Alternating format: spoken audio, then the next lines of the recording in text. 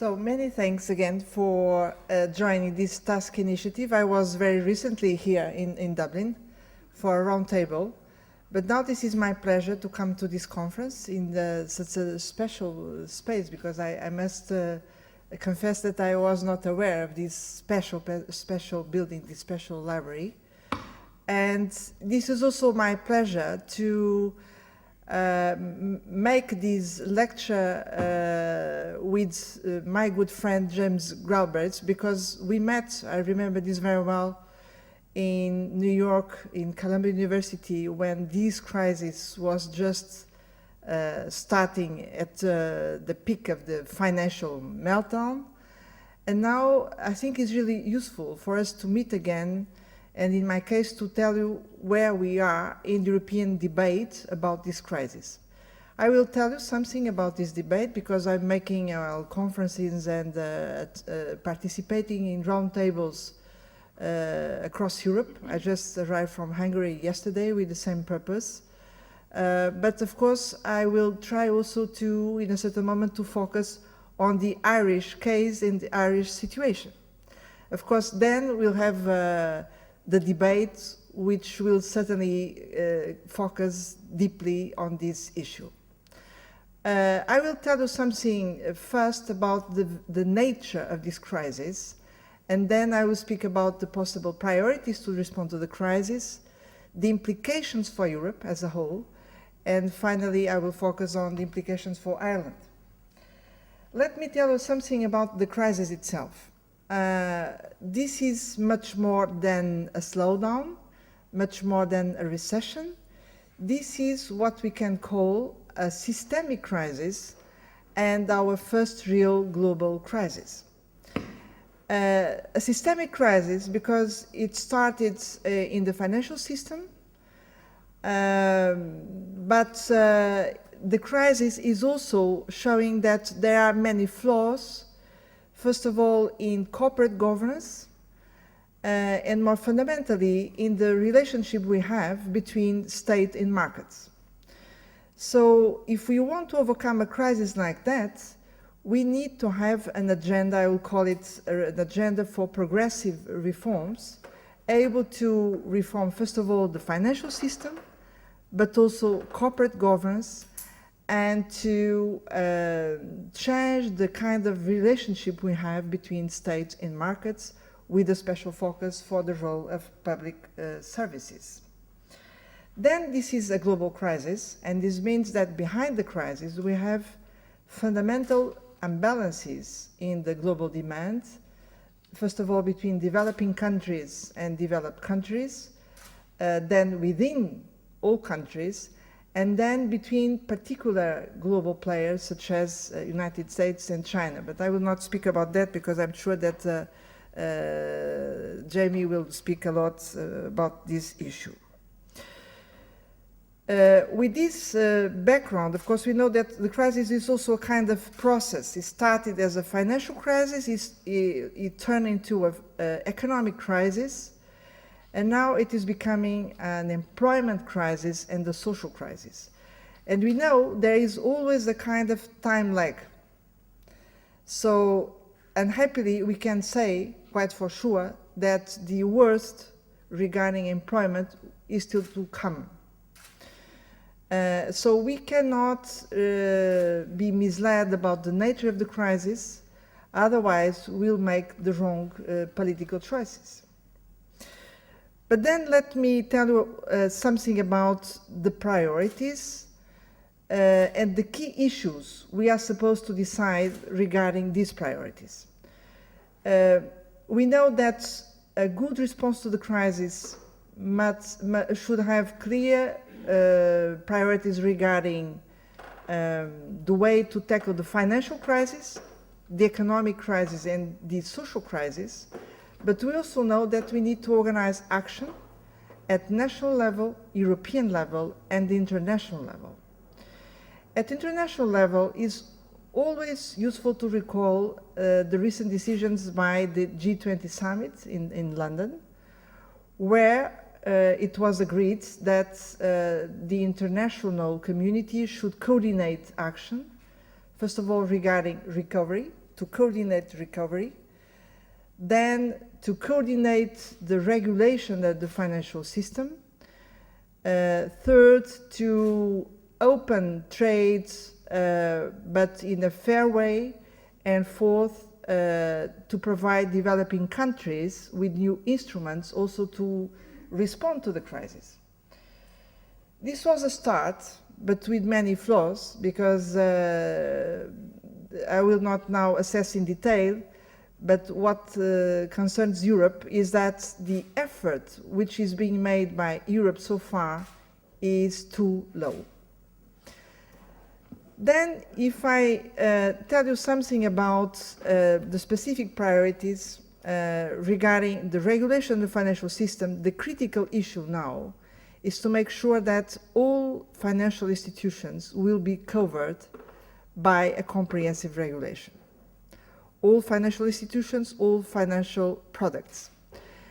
And this is really a struggle, because many vested interests are trying to resist that.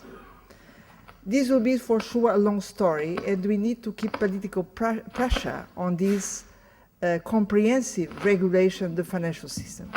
It should be restructured, the financial system. It should be refocused on the central goal, which should be really the central goal of the financial system, which is to support growth, investment, and jobs creation. Then, if I speak about economic policies to tackle the crisis, we have some critical issues. First of all, the policy mix which should be adopted. Let me be clear about that. I consider that in a situation like that, where we need to sustain demand, public spending will be more effective than tax cuts. So here we have a choice. Of course, sometimes we can use tax cuts, but they should be selective. They should be selective. They should focus on those categories of population who can really turn tax cuts into more consumption. They should be fair. They should be effective from this perspective. But in general, it's better to focus on the role of public spending. Then we have a second issue, is that if we coordinate the fiscal stimulus across Europe, this will be more effective. And if we coordinate according to some common priorities, such as greening economy or developing broadband structures or investing in education, this will be more effective. So far, our coordination is too low. And finally, we have another critical issue regarding recovery, which is about the size of the recovery.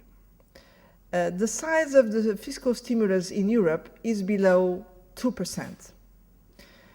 And now, as we know that the forecast for the next year is this trend of minus 4% in average for the European Union, this means that a stimulus package like that in Europe is really too low for what we need. Therefore, we should develop new instruments to support recovery. And there is a strong discussion now about that. We are, by the way, very close to the European Council in June, which will come back to this issue. And so far, the solutions are still at all not clear. First of all, because the Stability and Growth Pact is imposing important constraints for further public spending. Then because we are trying to speed up the use of structural funds, but there are many bureaucratic obstacles for that. Then we have an important bank, European bank, which is the European Investment Bank, but so far this bank is being too cautious on the instruments it's using to support recovery. And finally, we are now having a discussion which can be important for Ireland, is the possibility to create a new instrument, which should be Eurobonds, the possibility for member states to issue national debt by using this new instrument called Eurobonds. But so far there is no decision about that.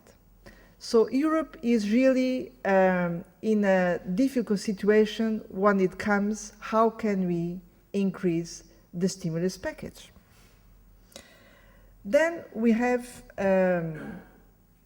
in the social area, a new problem, which is new according to our previous experience, is that now there is the risk of losing many viable jobs and many viable companies.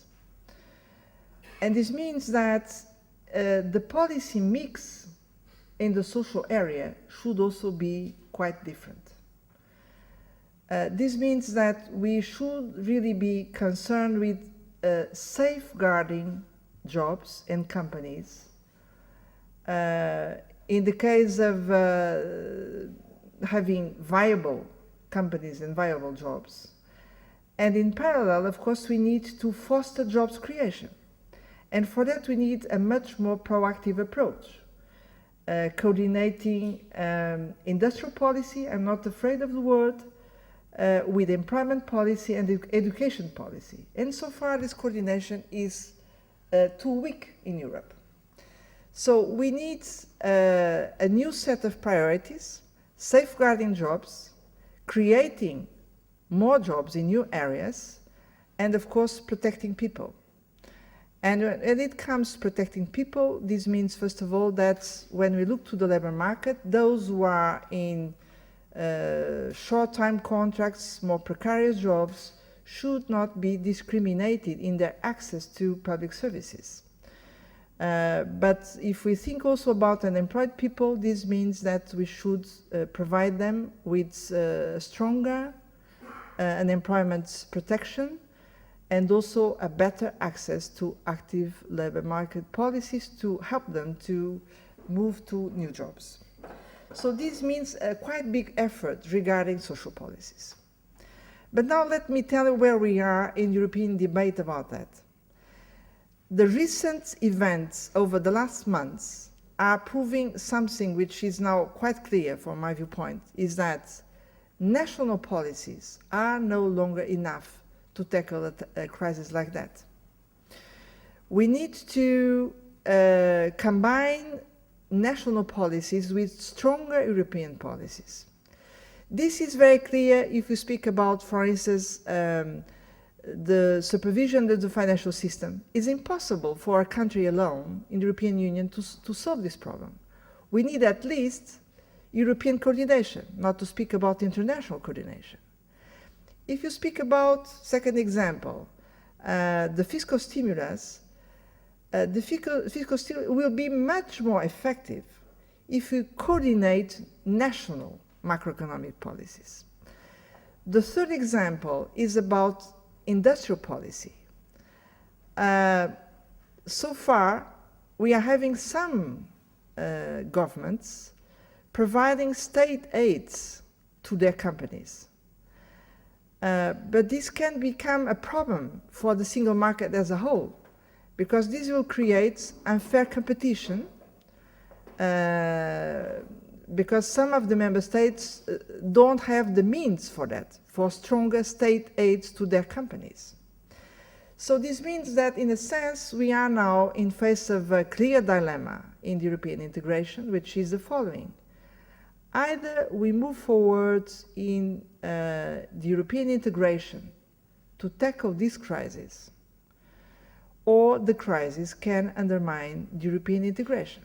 This crisis can undermine basic assets of the European integration, which are the single market, the economic and monetary union, the cohesion of the enlarged Europe. So this means that we really need to identify what kind of European instruments should be developed. And I think that we should have a European financial supervision We should have a coordination of macroeconomic policies. We should have a European industrial policy supporting European companies wherever they are. We should have stronger European instruments in the social area. And finally, we should have a more effective external policy of the Union. Because as I was saying in the beginning, since the crisis is a global one, we need to make sure that Europe will be more effective when coordinating with its international partners. The next G20 summit in September will be, again, a very good test for Europe. And about that, I cannot avoid to mention this issue because I was involved in the final negotiation of the Lisbon Treaty. If you want to provide Europe with a more coherent, more effective external policy, we need to complete this ratification of the Lisbon Treaty. And we know quite well that this depends now a lot on Ireland, but let me also tell you that I'm quite confident that the problem will be solved. Now let me finish by saying something about the Irish case. Even here about this, I'm coming much more to learn with you, but in any case, let me give you my assessment of the situation as someone who's coming from outside of the country. The Irish case was for a long period considered a success case in Europe, a success case of integration, of catching up, of a specific development model, and now is in face of some deep difficulties. So what can we say about that? Well, my comment is the following. I think it's important to recognize that it's no longer possible, taking into account the nature of this crisis, it's no longer possible to come back to the previous model as it was. So the challenge for Ireland is really not only to respond to the crisis, but to use the crisis as an opportunity to redesign, to readjust its development model. Where are the weak points? One weak point is too much reliance, dependence on foreign direct investment. Of course, it's very important to attract foreign direct investment. And Ireland keeps a lot of assets in this direction. But it's also very important also to develop the internal resources, factors, actors for a sustainable innovation in several areas, in several sectors. So I would say that it's critical for Ireland to strengthen its innovation policy and to focus on the clusters which can have a future in the Irish economy. The second example is about the financial system, and more particularly the banking system, because this means that in the Irish case it's particularly important to have in-depth discussion about what can we consider not bad banks but good banking. What should be considered good banking activity? And like that we could have a kind of driver for the restructuring process, which in any case will take place in the banking system in Ireland. And then we have a third important issue, which is about macroeconomic policies. Because Ireland has made a choice which is based on not exactly like that now, but it was the trend in the past, based on a low average tax level. This has played a role to attract more resources to Ireland, but now we can ask if this kind of choice will be sustainable for the future. And I will tell you, perhaps will not be sustainable like that. For two reasons. One is a structural one, because if Ireland wants to strengthen its national welfare system, sooner or later, the issue of tax policy will become central. And there is a second reason. It has to do with the recovery process, because sooner or later, the need to rebalance public finance will lead Ireland to some choices regarding tax policy. And then this means that we'll have a final question, and I'm concluding like that, is saying that tax policy is and will certainly remain a central issue in the Irish national debate. And that's why we should be clear on the choices, because we need to have a fair redesign of the tax policy in Ireland. But about that, I'm sure that you have a lot of things to say, so I will not say more. But let me just conclude that in spite of these difficulties, because I'm aware of the difficulties we are having in Ireland, but Ireland is not alone, because Europe is really in a difficult situation. I really think that the Irish case keeps a lot of assets for the future. You have a particular combination of your culture, your language, your education level, your experience in innovation in many areas. And let me tell you, this particular combination is not easy to find in Europe. So that's why I think that in spite of the difficulties, you should keep your confidence on the future, because I think it will be possible to find a new design for the development model in Ireland with a real future. And that's it. Many thanks.